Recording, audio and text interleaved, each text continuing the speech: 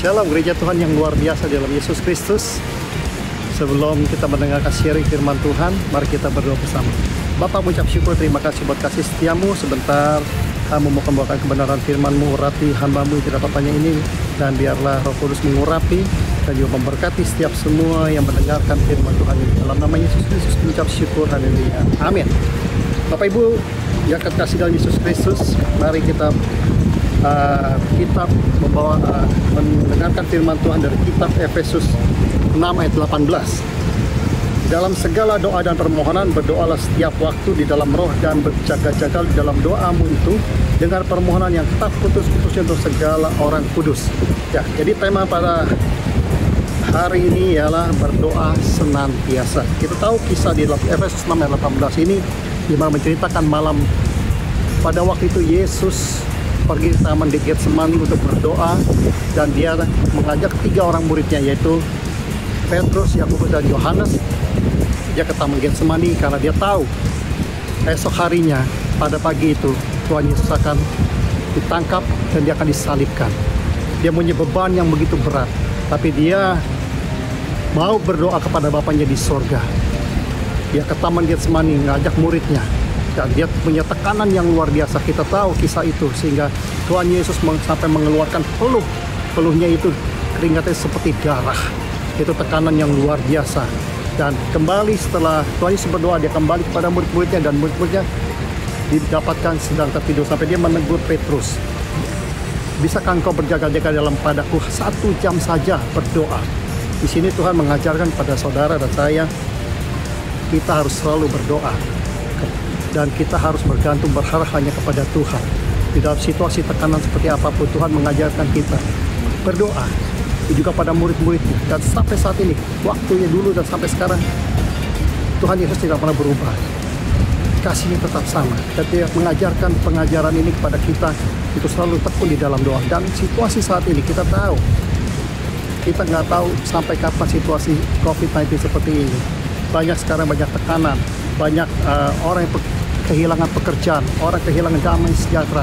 Mereka menjadi takut, mereka stres, khawatir, dan gelisah. Dan Tuhan di sini mengajarkan kita untuk kita selalu berdoa, mendekat kepadanya. Karena di dalam doa, di dalam firman Tuhan, doa orang benar bila dengan yakin doa akan sangat besar kuasanya. Tuhan yang mengajarkan setiap doa Bapa kami. Di dalam Matius 6 ayat 9 dikatakan, Bapa kami yang di surga, dikuduskanlah namamu, datanglah kerajaanmu, jadilah kehendak-mu di bumi seperti di surga. Berikanlah pada hari ini makanan kami yang secukupnya, dan ampunilah kami akan kesalahan kami, seperti kami juga mengampuni orang yang bersalah pada kami. Dan janganlah membawa kami ke dalam pencobaan, tapi lepaskanlah kami daripada yang jahat. Karena Engkau punya kerajaan dan kuasa dan kemuliaan sampai selama-lamanya. Lihat, firman Tuhan dalam doa Bapa kami mencangkup semuanya. Tuhan memberikan berkat, Tuhan menyertai, melindungi, dan jangan khawatir, jangan takut, dilepaskan daripada yang jahat. Itu doa yang luar biasa. Kita harus imani, kita harus katakan perkataan, ucapkan itu setiap hari. Dan hubungan kita kepada Tuhan harus dibawa setiap hari. Itu menjadi komitmen yang akrab, yaitu kita harus sering berhubungan dia dengan membaca firman Tuhan. Membaca firman Tuhan berarti mendengarkan apa yang Tuhan katakan kepada kita, dan berdoa, yaitu kita berdoa, berkata-kata kepada Tuhan, mendengarkan doa kita. Itu suatu hal yang tidak bisa, 2 hal itu bisa dipisahkan satu sama lain. Dan kita harus punya hubungan yang akrab. Bagaimana kita punya hubungan yang akrab dengan Tuhan kalau kita tidak bisa berkata-kata dengan dia, kita tidak mencari wajahnya, kita tidak berdoa kepadanya? Tuhan mari di saat seperti ini, saudara dan saya, ambillah suatu sikap, yaitu kita ambil waktu berdoa pagi, siang, malam, dan dimanapun, kapanpun.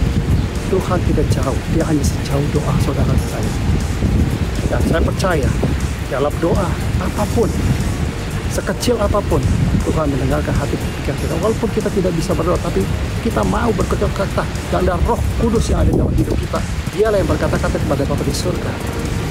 Tapi asalkan kita mau melangkah, kita mau melakukannya semua itu. Ya, mari kita aja bersama. Bagaimana dengan hidup saudara saat ini? Saya tidak tahu pergumulan saudara, tapi hanya Tuhan yang tahu. Dan hanya jalan keluar itu hanya kepada Tuhan.